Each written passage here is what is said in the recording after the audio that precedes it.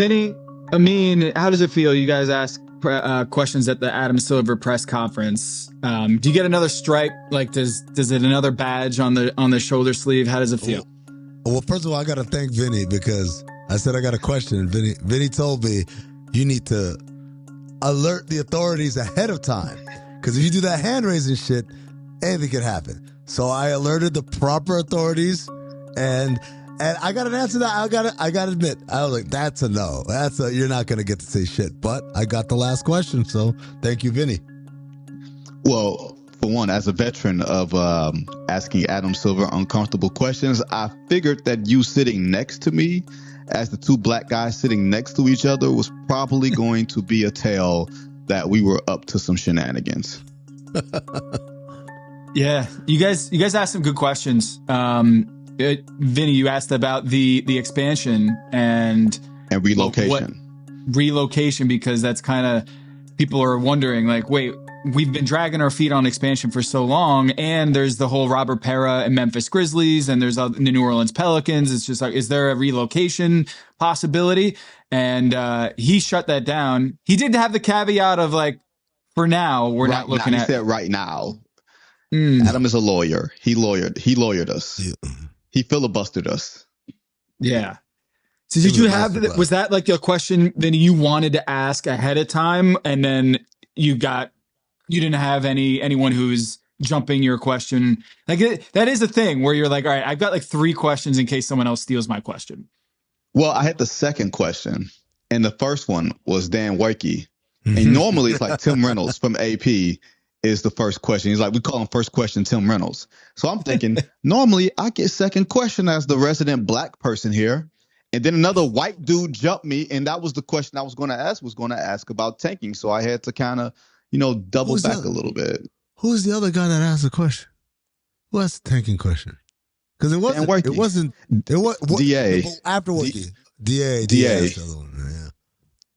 Oh yeah, DA asked about whether picks will be taken as potentially on the table for that. Oh wait, so the interesting thing about Tim Reynolds is in the Miami media room, it's the opposite. It's first question Ira Winderman always gets the first question in Miami, and then Tim when follows.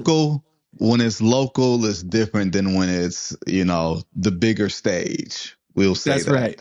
I think Tim would be happy to get the Adam Silver questions first in terms of the local stuff. Yeah, you can have the local stuff. All right. So what did you think about Adam Silver's performance answering the questions at the press conference? Any takeaways, Vinny, that you went back to your editors and you're like, I want to write about this? I think, and Amin kind of agreed with me, at least I hope he does. That was probably as newsworthy of a press conference as Adam Silver has ever had since he did the Donald Sterling is banned, pause, for life. No.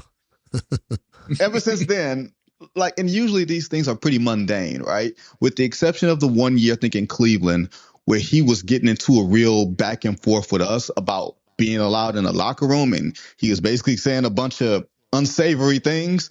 Oh, there's a lot of people who just come in just to stare at players in the locker room. I remember that one. Yeah, that was a little weird. But I think for me, the tanking thing, or even opening the door to doing something drastic with the draft, was the biggest thing. Like hitting them in the pocketbooks is where it's going to hurt the most. So if Adam has to hold up the idea of, hey, maybe we do abolish the draft if you guys don't get it right, I think that shows how serious he wants to be. The question is, do we think that Adam has the teeth to do it? Does he have the stomach to do this with these owners and to get this collectively bargained? Because you got to go through the Players Association. How do the players feel about it? Like, it's a lot of different things. But even just the fact that we're exploring all options.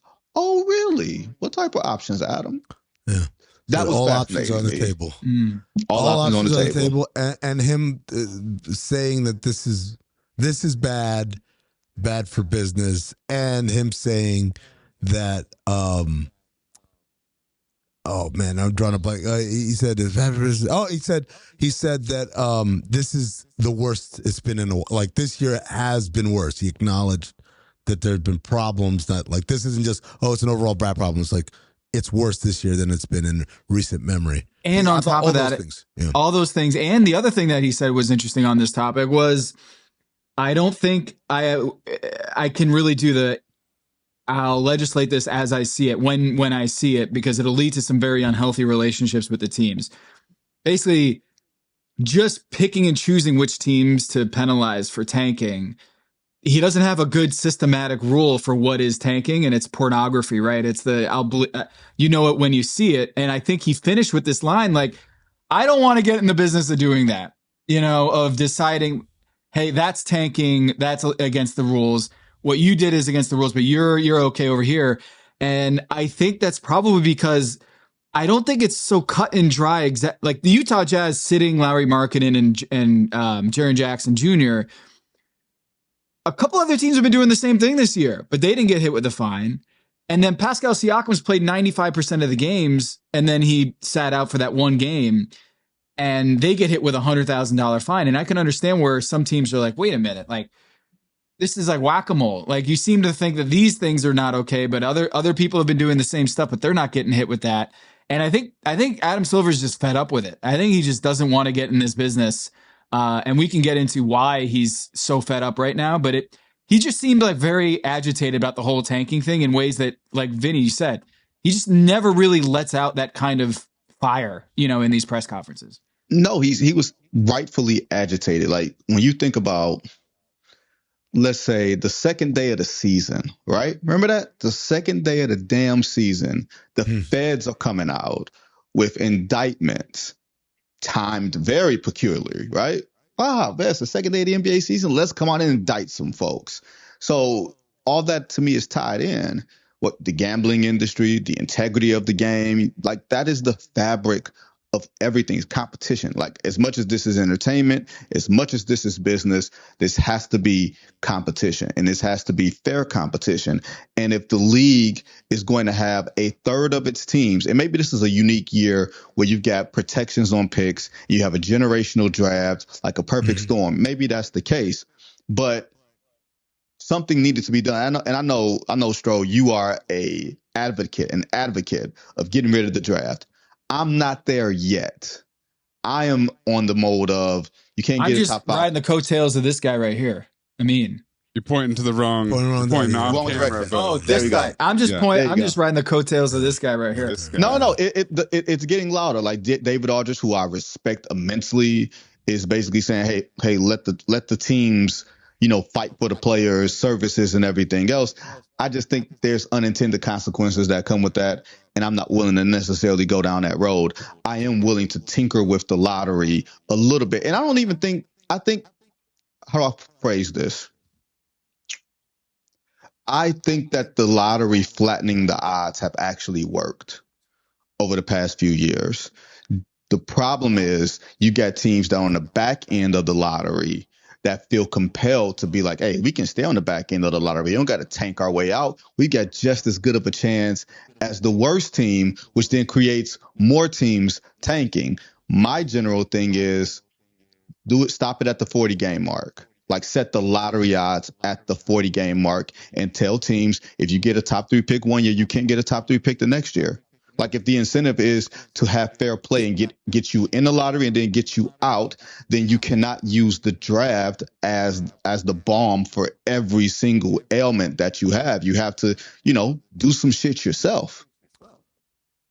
So, Vinny, let me ask you a question, because yes, I am the originator of Abolish the Draft.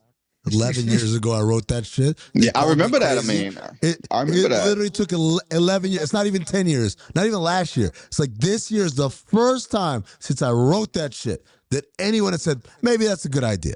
So I've been the crazy Ted Kaczynski guy for quite a while now. Wow, you went there? Oh, yeah. Oh, I saw some shit about Ted Kaczynski now, and I'm like, maybe he wasn't such a bad guy. I was going to try to recruit you to join the abolitionists, Vinny, but after that reference by Amin, I don't know. Maybe I'm rethinking my own position here. Ted Kaczynski. Maybe we were too quick to judge. But the comments made by Amin Al-Hassan are made by him and himself and nobody else. Yep. Not indicative of Basketball Illuminati, Tom Haberstroh, Anthony Mays, or any guest incorporated. Go ahead. Thank you. That was nice. Should have Proceed. that in it. Have that. Yeah, in the I intro might from have now to on. save that so I can play that before every episode. But after I wrote this and I got no support for it and all that stuff, I began to think about like, this is like Brian Windhurst. They need to be a 40-game season. Like, yeah, I actually agree with the logic behind it, but it's like, let's be real, it ain't gonna happen because the people who need to verify it or ratify it are the same people who benefit from the status quo. Absolutely. Why would I ever say yes to that? Like, same way, right? 1 through 16, right? 1 through 16. Yeah, just like the seed the playoffs 1 through 16. The people who you need to ratify it are the same people who are impacted by it. Hence, they're not going to do it. So I've evolved since then to think about it this way. Does it matter? It matters this year because it's so bad, right? But overall, aren't we content with every year there's a couple of losers? Okay. So I understand what you're saying is, look, if the Wizards and Brooklyn Nets want to race to the bottom, who cares? There's always going to be bad teams. We've got bad teams. I think the interesting piece is what Vinny hit on earlier is the gambling and the indictments, is that I think Adam Silver is so adamant about this now because he's hearing it not from just the gambling companies about setting the right lines and having perfect information about lineups and who's playing and who's not, who's out, who's not, but also the feds are after the NBA right now. And that gap of information about what's private and what's public is a lot more complicated when you got 10 teams tanking to the bottom. So whether it's one or two, you can police that and try to like minimize that, right? But when it's 10 teams, and if this is just the start of how it's going to be going forward, I think that's why it is so problematic and why Adam Silver's so strong about it, right? I mean, like you see that, right? Yeah. No, for sure. Like we talked about, it's there's a difference between, all right, who's playing tonight? Nobody. All right. Versus who's playing tonight? All our guys. And then midway through, like, actually, they're not going to play the whole game. Yeah, I like what we had going with Isaiah Collier and Bryce Sensabaugh, right? Like that, there's a difference in those things. It impacts the overall line. It impacts the individual player prop bets and all that. It impacts the gambling. And the thing that I got to remind everybody, once again, over and over, it's done. They're here. The money's been spent. You're not getting gambling out. So we all have to adjust our behaviors to reflect that influx of cash that is going nowhere. Like, in general, is there anything wrong with a guy saying, "Oh man, I'm gonna sit my guys"? No, but when people are paying money to take other people's money based on the events of what is supposed to be pure competition, right? Unadulterated, fucked around with, then you cannot abide by that kind of behavior. I said it on the radio the other day. What the Utah Jazz did, in no uncertain terms, was match fixing. Just because they didn't benefit from some guy in Vegas or some guy in a back alley doesn't make it any less match fixing. It was supposed to be one way.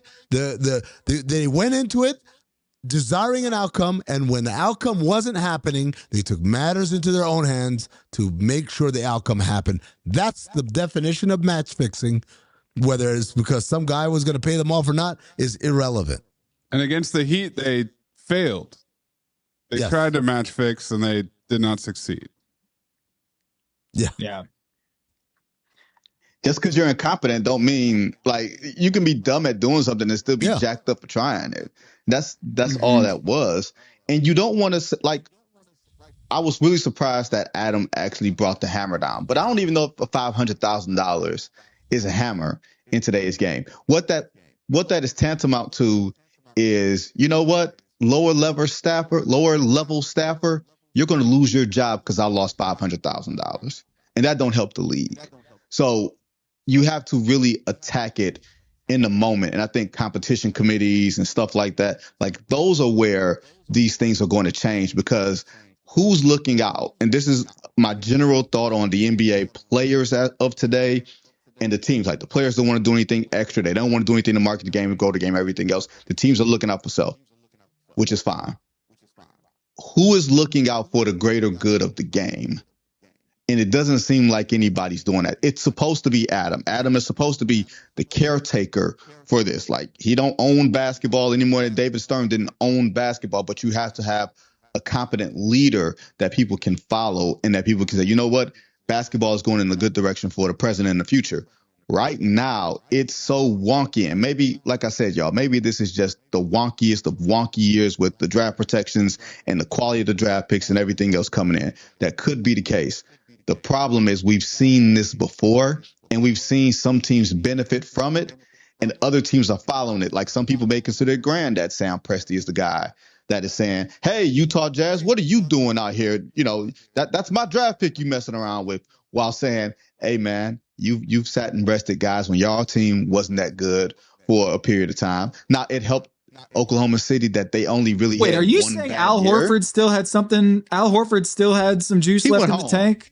He went home. He went home. He was straight up. They were like, yeah, just go home. Yeah, don't even come to report. Did we make a big stink out of that back then? I don't think we did. I think we may have mentioned it, but it wasn't like we're out here with pitchforks like it is right now about tanking. Yeah. No, it's just gotten so flagrant. It's like if you say the quiet part out loud, then you're supposed to like, don't say it out loud, just do it. And they're doing it, and they're saying it. Mm-hmm. What do you think about this idea? Limited tag. So right now it's just black or white about like, oh, he's available or not available, right? But if you say LeBron is limited tonight, he's going to play, but it's not going to be the full amount. Lauri Markkanen, available, but limited. And so that would be a signal to the audience like, all right, he might not play the 35 minutes, and it's a way for teams to say, our medical staff says he's going to be limited because he's, got something going on in the ankle or whatever. And that way it'll be both sides win. Is that, okay, as long as you're being honest, quote unquote, with an actual designation in your report. Because I think the real problem is that Lauri Markkanen in the report just said available. And that opens up the floodgates to, hey, he's healthy, so he should be playing the whole 40 games. 40 I guess, and to piggyback right there quick, Tom, I guess that's my point. It's like, there's a million ways to do it to cover your tracks. The Utah Jazz just chose to say, fuck you, I'm not going to do any of them. And if they just done the little bare minimum to cover your tracks, oh, Lauri's dealing with the da-da-da, we're not having this conversation. I mean, we're still upset people are tanking in February, I guess. But again, I think this is something that happens every year. And we accept it. It's just, but there's a decorum to how you're supposed to do it. Mm-hmm. There's an honor amongst thieves. And now there's no more honor amongst thieves. It is, I'm doing it in your face and I'm laughing in your face while doing it, while winking at you, because I know you're not going to do nothing. And that's the unfortunate problem. But also, the single best way for a team like the Utah Jazz to get better in the way that the NBA is currently constituted is through the draft. Sure. I think Adam Silver has shown willingness to tweak things. I think an outright abolition of the draft is probably too extreme for what we're talking about right here. I don't think he's going to do it. I think he wants to do it. I don't think he's going to. He'll never. He will not get the votes. I'm going to tell y'all right now, he'll never have the votes.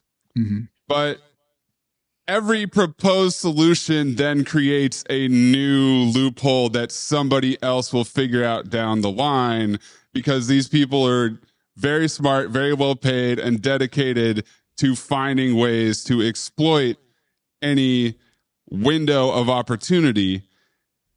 But in terms of the All-Star game, which has also been tweaked and tweaked and changed and changed and changed, that you can change every year.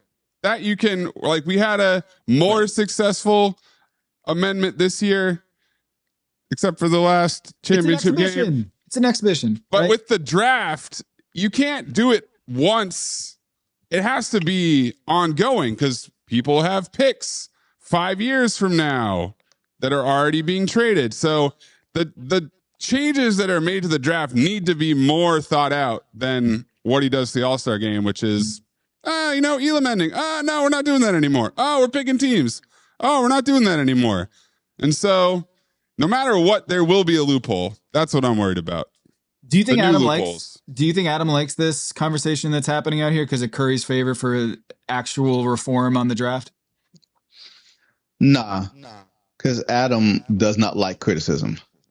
Adam is hypersensitive to what people are saying. Like, he thinks that there's multiple ways that you can get to the conclusion without embarrassing him or embarrassing the league in the meantime. So no, I don't. Even if it turns out to be a positive in the end, I think the road to get there is what bothers Adam.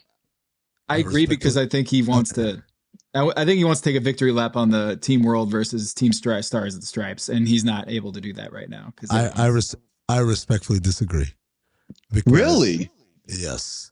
Because Saturday and Sunday and Monday and Tuesday after the All-Star break, the entirety of the conversation is about tanking. You know what the conversation is not about? Aspiration. Which was a real terror of like, is this going to be the dominant storyline at All-Star Weekend in this building? And number two, Terry Rozier, Malik Beasley, Chauncey Billups, like those are real like boogeymen that we have not encountered before. That Adam's got to reckon with. Tanking? Oh, this shit is, man, we've done this shit 100 times, man. This is old reliable right here. Like, oh yeah, we're gonna fix it. All options are on the table. Like, this is, yes, there are new elements, new kind of features involved because of the rise of gambling, but it's nowhere near the uncomfortable, uncharted conversation that the Clippers capture convention case and the federal indictments are. Those are real life scary things. Mm-hmm. Now, I wanted to ask about, I think actually Kevin Durant, just before we get to the other Kevin Durant story, Kevin Durant's answer about how the expectation is that he has to play in these games or take it seriously in these games, but Luka and Nikola Jokic don't have to. They get held to a different standard. I thought was really sharp. I thought it was a really good clapback by Kevin Durant. And it bore out. And man, it did not go the way I thought it was. I thought the Team World was going to run all over the American teams, and it was the opposite. They would have Karl Anthony Towns over rotated, and Wemby was like, "What are you doing?" Dog, I saw that. I was like, Carl was Victor was pissed. He was pissed at Carl. Yeah, he knows what it's like. Like now, he's like, this is what OG Anunoby is thinking every time. That's what he was thinking. I never thought the world team was ever going to take it as seriously, because when we think about the All-Star game being bad, to Kevin Durant's point, we always point to the American players. We say, this is America's game, this is our game, blah, blah, blah. Like all of a sudden, the isms and phobias and all that other type of stuff starts coming out and how we talk about it and how it's covered. Those guys don't care. Like, I'm not being funny about it. Like, Luka doesn't care. Like, Luka was already a little bit banged up coming into it. Jokic is a little bit banged up coming into it. I never thought they were ever going to be as invested as the American players, because if the game turned out to be a dud, we were not going to say a damn word about Luka and about Jokic. We weren't going to say a thing about them. We would have said, oh, they're following y'all lead. Yeah. When it turns out they just doing what they want to do. And we have not recalibrated our expectations on what we expect from quote unquote black ball players. Now, Kevin Durant is very good at setting up a straw man and knocking the straw man down. Oh, boy. He is masterful at that. When he was at his press conference, he fixed his lips. Y'all, he fixed his lips to say, I've been watching all these All-Star games the past couple weeks, and this Game 7 defense that y'all been talking about, it ain't never existed. Kevin, pray tell, when have we ever said that this was Game 7 defense? Nobody. Not never. Not once. We don't want nobody getting hurt. We don't want nothing stupid happening. We just don't want you to waste our time for 2.5 hours. And luckily, They didn't waste our time for 2.5 hours. But Kevin probably resents that we had that much of an influence on those 2.5 hours. Yeah, I've never seen a player with a cell phone out in warm-ups. So Shams? Wow. Yeah, Shams. Yeah. And I don't know where I don't even know where to begin with this. So does anyone want to jump in here? Nope. I don't think it's real. I'm just saying. I don't think it's. Look. This is as someone. I have a little bit of a gift in that if I've seen enough of your syntax, I can tell when you've written or said something and when it is being fabricated by someone, whether it is an artificial intelligence or a real person. I can tell the difference. There's a flag that goes up every single time. And I bring this example up as one of the things that happened years ago. There was a front office executive whose one of his analogies is always like describing things in terms of football. Oh, it's on the 40-yard line. It's on the 10-yard line. It's on the da-da-da-yard line, right? And then years later, I saw a quote, an anonymous source from a high-placed front office executive who described the deal as, and I was like, oh, the source is this. And the reporter, when I asked him, like, shit his pants immediately. How did you know? Because I know. That's how he talks. That's how he talks. It's the reason why me and Black Trey are friends. Because once upon a time, Trey and Brandon Jennings switched accounts and didn't tell anybody. And I said, that doesn't sound like Brandon. It sounds like Trey. It's like, is this Trey? And he's like, you're the only one to realize. So when I read, maybe not all of them, did you get my text, Amin? I did. Many of the things that I saw, I did not get the vibe that was Kevin Durant's diction or style. Plus, there's all sorts of things like him speaking in complete sentences. Russell Westbrook, no, it doesn't talk like that, man. No one talks like that. No one says full name. Did he say? I thought he called him triple-double cocaine bear. Yeah. That's the big win of the nicknames that he gave out. I mean, whoever came up with it is a great way to describe it. If I were Kevin Durant, I would absolutely take credit for that. I claim that one. The rest of them would not be, but triple-double cocaine bear, that's mine. The Jabari one, for example, that's not him, man. That's not even close to how he doesn't talk like that, man. So you don't think it's his account, or you think it's not him talking? I don't think that's him typing. I don't know whether he has access to the account, whether that's completely fabricated someone else's account, like that is posing as him, someone who had access to it. I don't know any of those things. I'm just telling you, when I read the syntax of many of these ones, I just said that doesn't sound like him.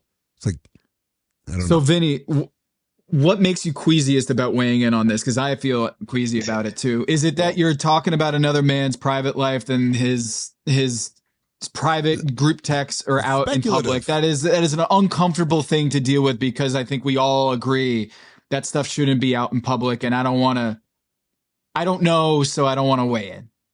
Objection, speculative, sustained. Like that's you know what I mean? Like that's where we are. And because the subject matter is more sensitive, I think if it were funny stuff, if it were a different tone, I think we would be okay talking about it, or at least laughing about it more consistently. But because the subject matter is so close to home, because in all honesty, a lot of us believe it. We don't want to actually say it. The problem is we can picture Kevin Durant saying those things even if he didn't say them. So it's not necessarily calling him guilty, but we can see Kevin Durant, who's been spicy on Twitter, who's spicy in press conferences and everything else. We can picture him saying these things and then going from there. I don't want to think about Kevin Durant saying some of these things. I'm not going to ignore it, but I don't want to think about it. You know what I mean? And that's what makes me, as a journalist with a capital J and all that type of stuff, you gotta be careful, even if it points to it being likely that it's him. I would need a lot more than likely. I think there's an element of responsibility. Look, some people can just say whatever the fuck they want. If you're on Twitter, you say whatever you want. If you're some podcast of a bunch of people on the outside looking in, you can say whatever you want. Even if you're players can say what they want, because there is no expectation to try to get shit right for these people. A lot of people look at these conversations as the barbershop, and not in a pejorative way. Like, they aspire to take their barbershop conversation to a mainstream audience. And for people like us, that ain't what we're doing here. I don't do barbershop talk, right? So for me, beyond the fact that, like, I have serious doubts that it's him, it's also like there's no proof, right? Like, you're just running with something because, as Vinny said, people want to believe. It is the ball sack sports story about Kyrie and who was playing one-on-one that ends up, Kendrick Perkins says it on ESPN, citing it as fact. Why? Because it sounds like something that would, no, we can't work on it sounds like something that would happen. The only time that's ever been allowed in the history of this is Kawhi Leonard, Apple time. I know it's not real. I choose to repeat that story over and over again because it is the most perfect. Yeah, it kind of sounds like something he would do. But all these other things, no. And the honest comedian. And the honest comedian, also very funny. Yeah, Giannis comedian? The impression. But that's different. That's actually someone impersonating him, as opposed to people passing shit off as this is what happened. I had to deal with this just the other day. Someone tweeted, what's the guy's name? Scott, whatever, the fake account and the parody account. Yeah. Scott Hughes, maybe. Yeah. CBB. While you're doing that, I just want to say, I don't even know if KD denying it will actually help matters. No comment. Just if he just lets it keep moving by Something coming else out will and come denying along. it, then he's almost adding credibility to the claim. You don't say it. You don't address it. And that's the thing. Our attention spans are so short, right? We don't have attention span for scandal anymore. We don't have attention span for bad mouthing your team. We don't, like, you can look at our society and see that we don't have the bandwidth for anything nowadays. So no, the best thing for KD is to just let this ride out, because it is very a loud segment of Twitter, but Twitter ain't real life. You know what I mean? Like, I was with someone today who's like reasonably famous, and I said, "Hey, did you hear about it?" He's like, "No," and that's because he doesn't spend time on Twitter. And I think sometimes when you're in this echo chamber of, "Oh my God, this is a big thing," I don't think it's as big of a thing. Like, people know about it and they see it, but I don't think it's a thing where, "Oh my God, we got to address it," or KD's got to answer questions on it or whatever. All you're going to say is, "No, it ain't mine, and those none of your damn business." And he'd be right. The tweet was, report, the Houston Rockets held a team meeting in late January regarding Kevin Durant's online behavior. A Rockets staffer saw Durant tweeting from a burner account before practice, which prompted the meeting. A dejected KD stormed out of the meeting after just a few minutes. 16,000 likes on that tweet. And I am having a full-on, like, that's not real. Are you sure? Look at the guy's bio. I'm like, that guy's not real. It's not a real person. But he's got all this listed. Like, yeah, it says SI now. All right, show me the Sports Illustrated article that this guy wrote. Of course, he's never written, but no one ever takes the extra step of actually trying to verify what the source of the information is. And that's if it's someone who's presenting with a fake blue check mark. There's a lot of times where it's just people talking. The whole Michael Jordan shit. It's just people talking. Ain't nobody any sort of kind of due diligence or whatever. And that's why it's even more important for people in our position to not run or not even opine on this shit. I've had to have this conversation with Dan Le Batard in the past as he muses on who might be taking PEDs. I'm like, Dan, you don't get to say that. Well, why not? I didn't say that. I said, Dan, because you are someone who has some amount of credibility. And when you open that door, you are throwing that into the universe the way that a million people in barbershops could never. You just don't do it, I don't think. Well, speaking of Apple time, Kawhi Leonard, 31 points in the third game of the Team USA versus the world. Vinny, was that the crown jewel moment? Steve Ballmer going crazy in the Intuit Dome. Is that the peak of the Clippers' reign with Kawhi Leonard? It would be sad if it was, but it might be. Mm-hmm. Like the bad part. Up until this point, hold on, Vinny. Up until this point, to this point in history, meteors coming. No. It's going to destroy Earth. And I say, guys, it was a hell of a ride. All right, let's remember the best of the days. All right, Clippers, Kawhi Leonard. The best day was... No, it wouldn't be that. It wouldn't be that. It would be the press conference. It would be... No. It would be him putting up, what's that, 45-46 against Luka in Dallas. Was a game, like game 6 up against elimination. Like, that's actual real life basketball. I think the frustrating part when watching Kawhi Leonard is, we don't give him enough credit for actually being some level of physically resilient, because he's had a lot of debilitating injuries that have not just taken people out, but have rendered them useless in a basketball sense. Mm-hmm. And he has come back a lot of time. Like, there was the ankle thing. What was it, a hamstring or ankle? I think it was an ankle in San Antonio, right? That was the Uncle Dennis. The ankle was the original injury, the quadricep. Quadricep was the patellar tendon, whatever. Yeah. So there was the quad. There was the ACL. There was another knee. There was him dragging that leg around in Toronto during the 2019 finals. We think of him as a guy that's just chilling, as opposed to a guy that has to constantly rehab. And then for him to come back this season with everything surrounding him, had the Clippers not had that sort of terrible start, that 6-21 start, you could realistically be talking about Kawhi Leonard as an MVP. Mm-hmm. If they just played 500 ball the first 25 games of the season, and they went on this run now, we would legit be talking about Kawhi Leonard not only as MVP, but best player in basketball, dangerous team, all that stuff. And we've never been able to say that about Kawhi Leonard. Maybe since 2017, I think he finished second in MVP voting or something like that. Right. But he's back to being that player. And it was 2017 and all the stuff that's happened since then. And it's 9 years later, and he's back doing this stuff.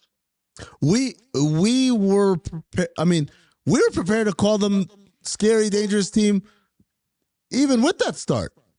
Yep. It was like until they had all the transactions that happened.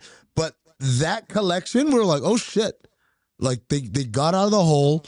They're firmly ensconced in the play-in, and this is a team that nobody wants to know. No 1 seed wants or 2 seed wants to see that as their first round matchup.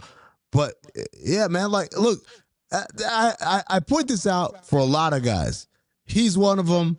I point out for Zion. I was just gonna say, yeah, like when ain't nobody ever says that guy sucks. We've always known when he's healthy and on the court, that's a motherfucker right there. That's an incredible basketball player.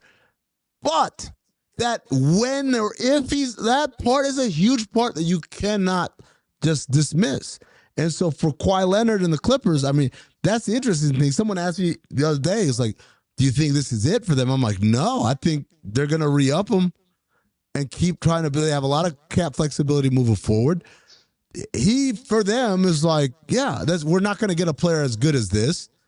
And them for him, I don't think he's like, I won't go to another place that will be as tolerant as many of the asks I've had have been lodged, right? This is kind of a match made in heaven, these two units.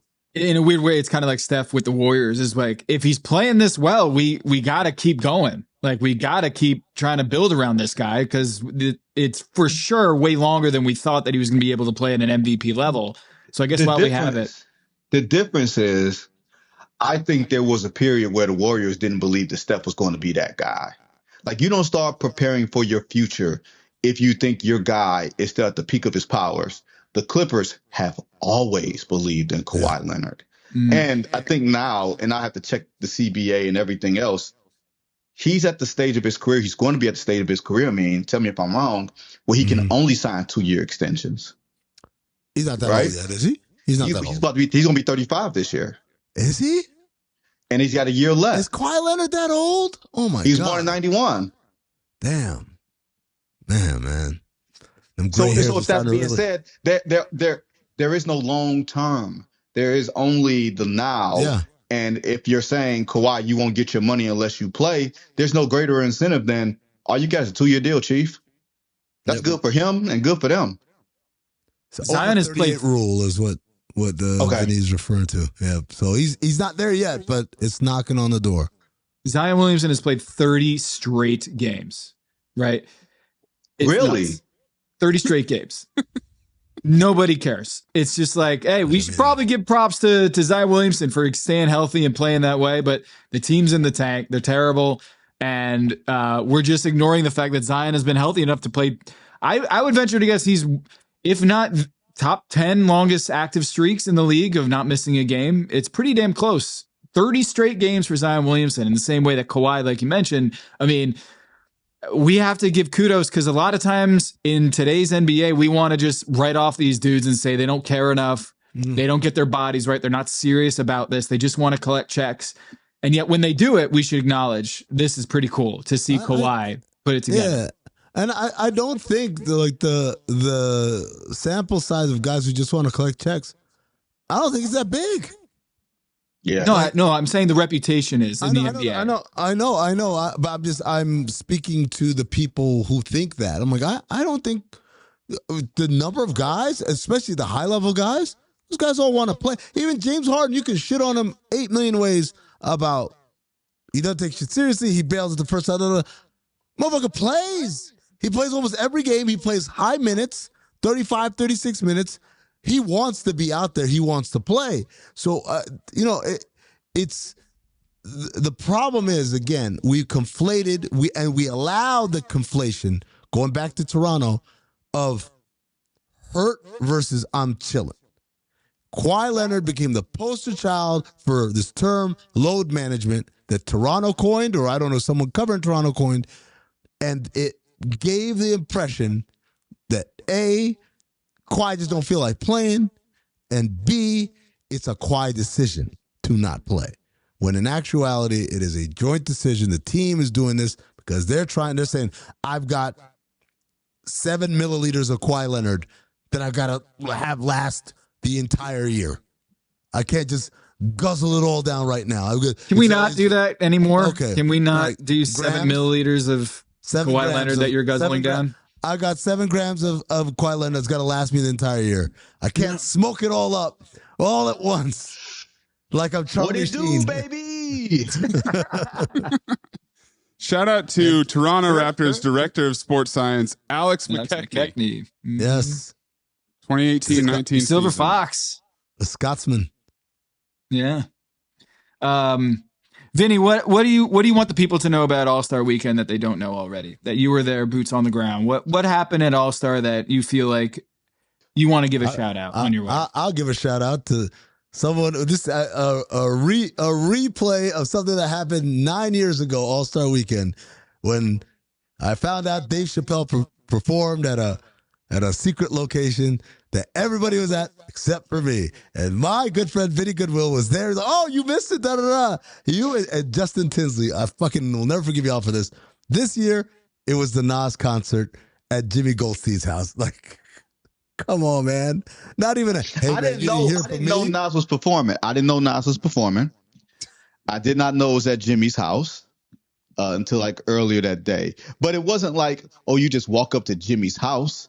You get shuttled. You get dropped off at an address. You get shuttled. And from the shuttle, you get a golf cart. From the golf cart, you get another golf cart. And then maybe, just maybe, after you check in for the second time, damn, they let you in. Wow, this sounds like an Illuminati meeting that you attended. Absolutely not. Absolutely hell not. No. And the you gonna know on some files. Yeah. No, ain't no. No, you won't catch me in no. Got your damn mind. No, the party that Amin is talking about from 2016 in Toronto, Dave Chappelle didn't perform. He was there. He was just at a party, and Stevie Wonder was playing, and everybody was just singing.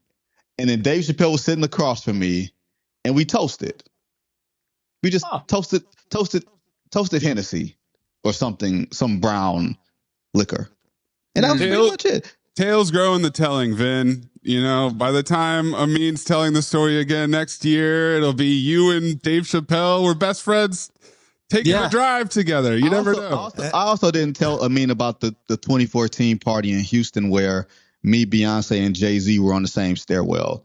And I was going up and they were coming down. I just gave Jay the head nod and I got a whiff of Beyonce's perfume. She smells heavenly.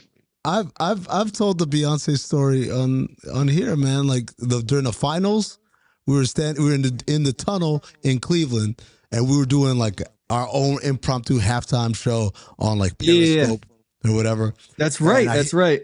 I hear a hubbub, and I look at the end of the hallway, and I just see a mass of people walking, and in front of them, like by herself, was Beyonce, and their hair was fucking fluttering, and her clothes were fluttering, and she looked tremendous. And she's walking by, and Rachel's with us, and she stops, and she looks at Rachel and says, "Hey!" Yeah. And Rachel says, "What's up?" And she said, "Hey, how you doing?" And I'm like, "Oh, I'm fine," or whatever. And then she keeps walking. And I look at Rachel, what the fuck was that? She's like, "I don't know her, Like, we met each other once or twice, whatever." I'm like, whatever. At the end of this massive procession of people is Jay-Z. Nobody gives a fuck. Nobody's paying. No, he's just walking by himself.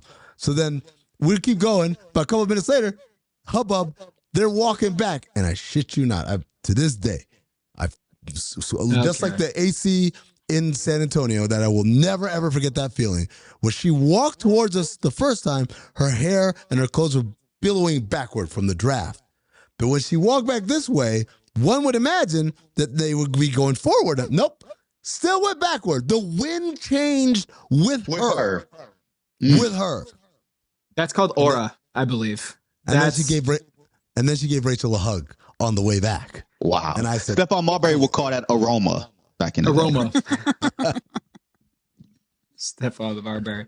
Well, we'll let you go here, Vinny from ESPN, Vinny Goodwill. Go follow him. Thanks so much for joining us on Basketball Illuminati and sharing us all of that uncomfortable stuff from All-Star Week, and I appreciate you doing that. I'll make sure next year, Amin, that you get the golden ticket to wherever the golden ticket party is. It's in my fucking town. I better get the golden ticket.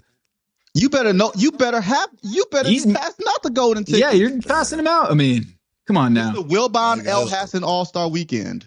I'm ceding it to Charles. Charles got that. Oh, touche. Yeah. Suddenly we're naming him off. We're like, actually, it isn't Amin's town anymore. Yeah. We got Wilbon and Chuck. Never was.